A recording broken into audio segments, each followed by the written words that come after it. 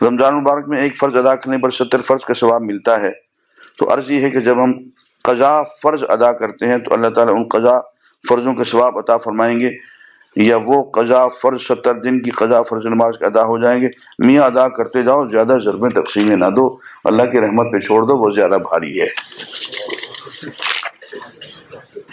اللہ تعالیٰ کے سامنے ذائچے لے کے نہ بیٹھو، اس کا ذائچہ، اس کا کمپیوٹر بہت فیاض ہے۔ میں نے سنا ہے کہ سجدہ تلاوت کے لیے قبلہ رو ہونا ضروری نہیں، غلط سنا ہے آپ نے۔ سجدہ ہمیشہ اللہ تعالیٰ کو ہی کیا جاتا ہے اور قبلہ رو ہی کیا جاتا ہے۔ قد جاءکم من اللہ نور و کتاب مبین، اس آیت مبارکہ کی مختصر سی تفسیر بیان کریں۔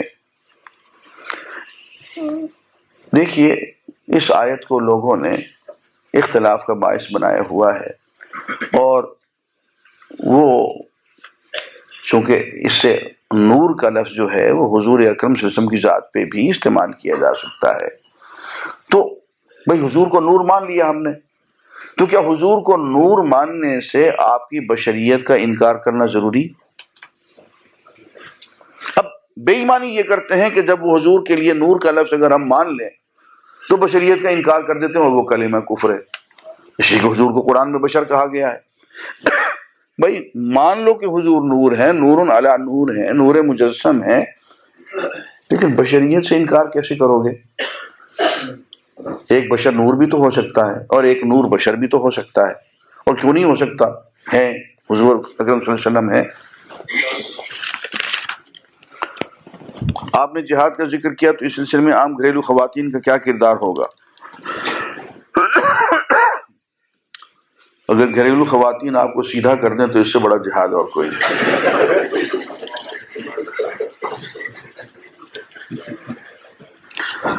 پچھلے درس میں معافی چاہتا ہوں، میرے منہ سے بعض سیدھی بات نکل جاتی ہے۔ پچھلے درس میں آپ نے 10 دن کے عربی کے کورس کا ذکر کیا، پوچھنا یہ ہے کہ اس کو لاہور میں آپ کب شروع کریں گے؟ بھائی وہ کئی مرتبے ہو چکا، اب تو سیدھا سیدھا یہ ہے کہ وہ کتاب آپ لیں اور گھر میں پڑھنا شروع کر دیں، بس یہی اس کی ابتدا ہے۔ اب یہ خدا اور اللہ کی بحث جو ہے، میاں خدا سے کیا بیر ہے آپ کو؟ یہ ہمارے بزرگوں نے اللہ تعالیٰ کے لیے جو مختلف، شاہ عبد القادر جو ہیں وہ ٹھاکر کا لفظ لکھتے ہیں خدا کی بجائے۔ اب کیا کریں شاہ عبد القادر کا، وہ تو ہمارے امام ہیں۔ انگریزی میں ہم کہیں بھی جا کے تقریر کریں، ہمیں گاڈ کا لفظ استعمال کرنا پڑتا ہے، اس لیے کہ نئے نئے مجمع میں جا کے ہم اللہ کا لفظ استعمال کریں گے تو ان کی سمجھ میں کچھ نہیں آئے گا۔ تو میں ان باتوں سے کچھ نہیں ہوتا۔ فرمایا کہ قرآن مجید میں ہے کہ اللہ کے بہت سے نام ہیں، ایما تدعو فلہ الاسماء الحسنی، جس طرح سے بھی اس کو پکارو اس کے سب نام پیارے ہیں، کسی نام کی دشمنی مول نہ لو۔ قرآن عظیم میں قلب کا لفظ کن معنوں میں استعمال ہوا؟ کیا اس سے مراد دل یعنی ہارٹ ہے؟ جی نہیں، قرآن مجید میں قلب کا لفظ جو ہے وہ شخصیت کے معنوں میں استعمال ہوا ہے، مائنڈ کے معنوں میں استعمال ہوا ہے۔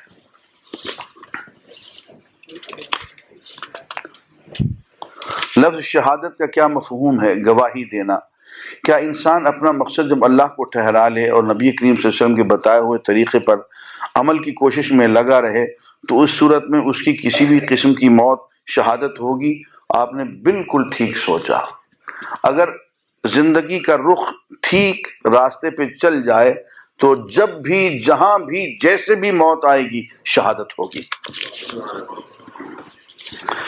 تقدیر اور تدبیر کے متعلق تصور یہ ہے کہ یہ دونوں اللہ ہی کی مرضی کے تابع ہیں، اور فرمان خدا بھی ہے کہ اللہ کی مرضی کے بغیر درخت کا پتا بھی نہیں ہل سکتا۔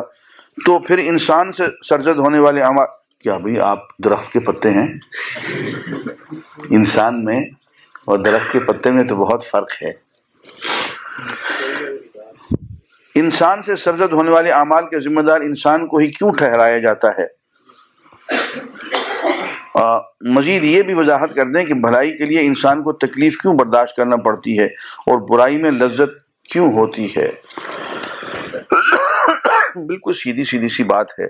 امتحان میں کامیاب ہونے کے لیے محنت درکار ہوتی ہے، اور امتحان میں فیل ہونے کے لیے ریلیکسیشن ہی کافی ہے، نیند اور آرام ہی کافی ہے۔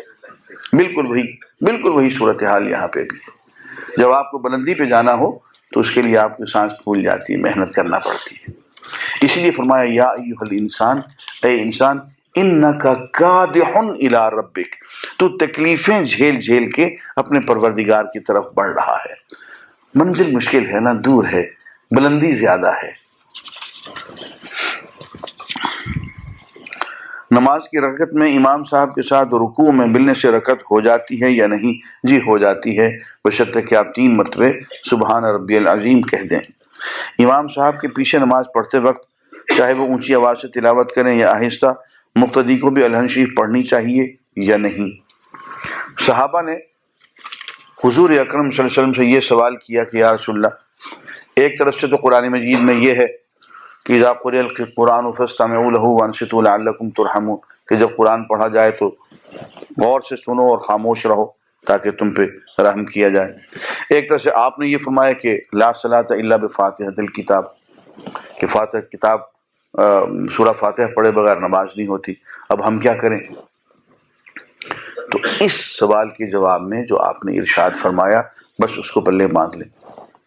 آپ نے فرمایا جب امام پڑھے تو دل ہی دل میں آہستہ آہستہ تم بھی پڑھ لیا کرو، دل ہی دل میں۔